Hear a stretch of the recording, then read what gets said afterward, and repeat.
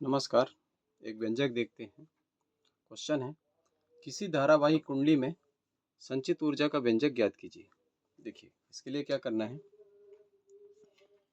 माना किसी कुंडली का 100 प्रेरकत्व, माना कि धारावाही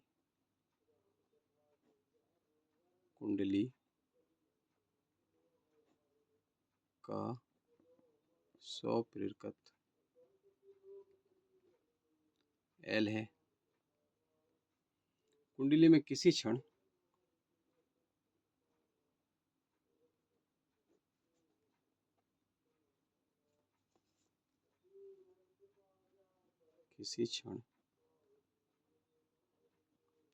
T पर प्रवाहित धारा I है, ये कह दिया हमने। अब यदि dt समय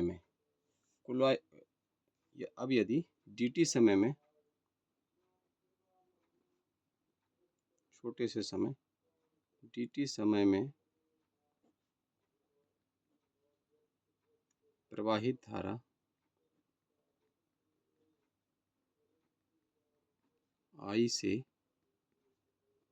I प्लस di, I से बढ़कर I प्लस di हो जाती है,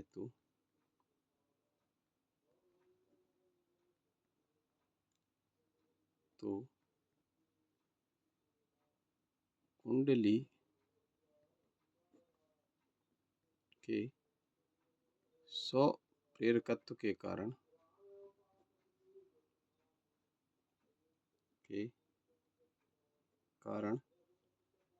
उसमें प्रेरित विद्युत वाहक बल क्या हो जाएगा। उसमें प्रेरित विद्युत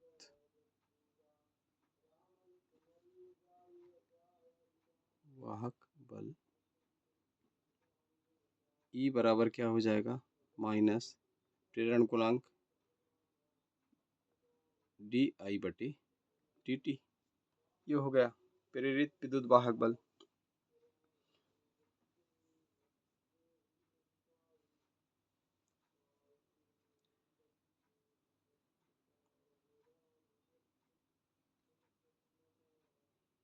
यह प्रेरित विद्युत वाहक बल कुंडली में धारा के बढ़ने का विरोध करता है। लिख देते हैं इसको।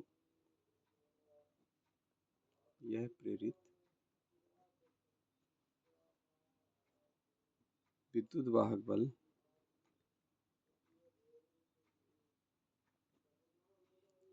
कुंडली में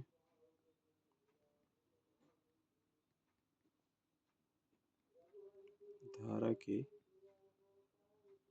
बढ़ने का विरोध करता है।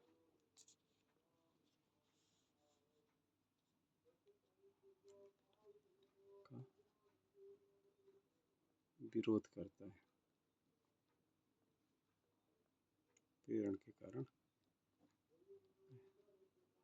ये E बराबर माइनस LDI/dt कहाँ से आया है, इसको थोड़ा एक्सप्लेन कर देता हूँ आपको। देखिए, हमने पढ़ा है प्रेरित विद्युत वाहक बल किसके अनुक्रमानुपाती होता है।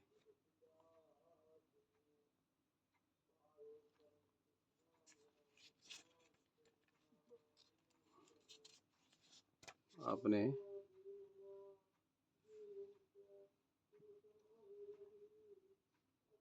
किसके, फैराडे के अनुसार ना, d/dt। तो E और फाई बराबर क्या होता है, Li। इसको हमने यहाँ रख दिया। ये d/dt ऋण चिन्ह ये बताता है प्रेरित विद्युत वाहक बल की दिशा विपरीत होती है।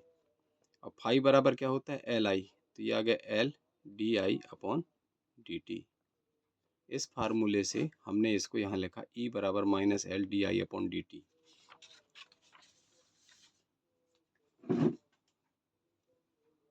ठीक है, याद रहेगा ये। Minus L D I upon D T होता है। इसके लिए हम थोड़ा सा हिंट लिख लेते हैं। देखिए ई बराबर क्या हुआ, माइनस डी फाई बटे डी टी फ्लेक्स, और फाई बराबर क्या होता है, माइनस एल आई। तो ये क्या हो गया, minus L D I upon D T. ये सिर्फ मैंने आपको हिंट याद दिलाने के लिए रखा है कि हम इसको ऐसे उठा के रखेंगे। ठीक है, अब देखिए ये प्रेरित विद्युत वाहक बल कुंडली में धारा के बढ़ने का विरोध करता है। अतः dt समय में q आवेश को कुंडली में ले जाने में आवश्यक कार्य ये निकालना है हमको। अतः छोटे से समय में dt समय में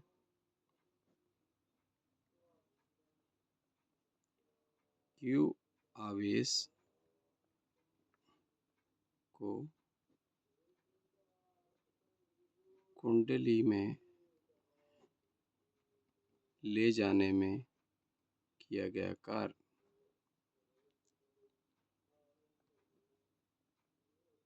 आवश्यक कार्य या किया गया कार्य, आवश्यक कार्य या किया गया कार्य, जो चाहें आप लिख सकते हैं। क्या हो जाएगा, कार्य बराबर आवेश गुणित प्रेरित विद्युत वाहक बल, कार्य बराबर बल गुणित विस्थापन। चूंकि हम किसको ले जा रहे हैं, आवेश को ले जा रहे हैं, तो ये हो जाएगा आवेश गुणित प्रेरित विद्युत वाहक बल, आवेश गुणित प्रेरित विद्युत वाहक बल। प्रेरित विद्युत वाहक बल माइनस में है तो माइनस क्यू ई। ठीक है, अब देखिए क्यू बराबर क्या रखेंगे, अब हम धारा बराबर क्या होती है, आवेश बटे समय। तो क्यू बराबर हमको क्या मिल जाएगा, आई डी टी। क्यू बराबर हमको क्या मिल जाएगा, आई डी टी। इसका मान हम यहाँ रख देते हैं और ई का मान यहाँ से उठा के रख देंगे। देखिए कार हमको मिल जाएगा डी डब्ल्यू बराबर माइनस क्यू के स्थान पर रख दिया मैंने आई डी टी, ई के स्थान पे आप यहाँ से उठा के रख दीजिए, क्या है, माइनस एल डी आई बटे डी टी। अब जरा कोष्टक हल करिए, माइनस माइनस क्या हो गई, plus I D T L D I बटे डी टी। तो ये डी टी और डी टी कट गए, हमको क्या मिला, आई एल डी आई। तो छोटा कार डी डब्ल्यू बराबर क्या मिला, एल आई डी आई। थोड़ा सुधार के लिख दिया मैंने। अब इसी प्रकार सारे आवेश के लिए, या ये कहें कुल कार्य निकालते हैं हम। तो कुल कार्य के लिए हम क्या करेंगे, दोनों तरफ समेशन का निशान लगा देंगे। ये एल आई डी आई दोनों तरफ हमने समेशन का निशान लगा दिया। अब इसको हमको हल करना है और धारा का मान शून्य से लेकर आई तक प्रवाहित करने के लिए कुल कार्य निकाल देते हैं। देखिए ये हो जाएगा हमारा कुल कार्य, इधर फिक्स है एल, ये आ गया बाहर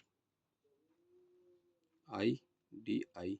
अब हमको कौन सा फार्मूला लगाना है, x to the power n d x बराबर क्या होता है, एक्स की power n plus one upon n plus one. यहाँ देखिए आई है डी आई है, आई की पावर कितनी है, कुछ नहीं लिखा है मतलब वन है, तो आई की पावर हो जाएगी, हल करिए इसको, एल ब्रैकेट इसलिए लगा रहे हैं कि दोनों लिमिट लिखी है, लोअर लिमिट और अपर लिमिट लिखी हुई है। तो आई की पावर हो जाएगी वन प्लस वन और सबका बटा हो जाएगा वन प्लस वन। एक बार आई ऊपर की लिमिट नीचे की लिमिट, इसको हल करेंगे आप तो आपको मिलेगा आई की घात 2 बटे 2 आई 0। अब देखिए दोनों में रहेगा, एक बार हमको आई का मान आई रखना है, एक बार 0 रखना है। हर में तो ये दोनों ही रहेगा, बटे 2 रहेगा ही दोनों के हर में। तो इसको हम बाहर ले लेते हैं, अंदर रख देते हैं वैल्यू आई स्क्वायर माइनस 0। तो कार्य बराबर क्या मिल गया हमको, एल आई स्क्वायर बटे 2। इसको ऐसा भी लिख सकते हैं ताकि बोलते हमसे बन जाए हाफ एल आई स्क्वायर, और डायरेक्ट एल आई स्क्वायर भी रख सकते हैं, कोई वो नहीं है। अब ये जो कार्य किया गया है यही संचित ऊर्जा के रूप में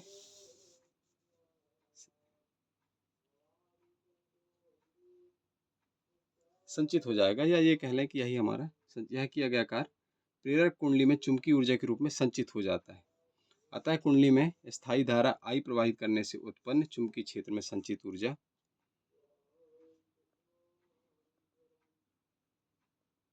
ऐसा लिख दीजिए, यह किया गया कार्य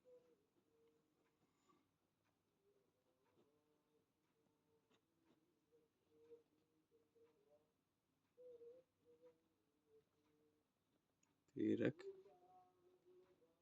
कुंडली में चुंबकीय ऊर्जा के रूप में संचित हो जाता है।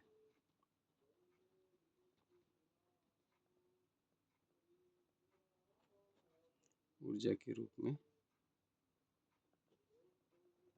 संचित हो जाता है। यह किया गया कार्य प्रेरक कुंडली में चुंबकीय ऊर्जा के रूप में संचित हो जाता है।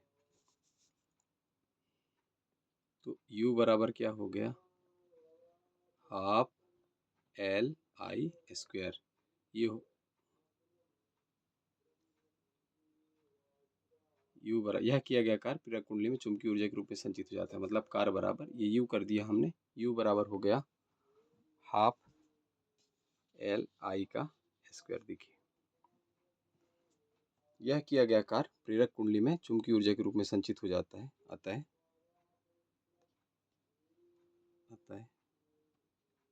संचित ऊर्जा लिख दीजिए। चलिए,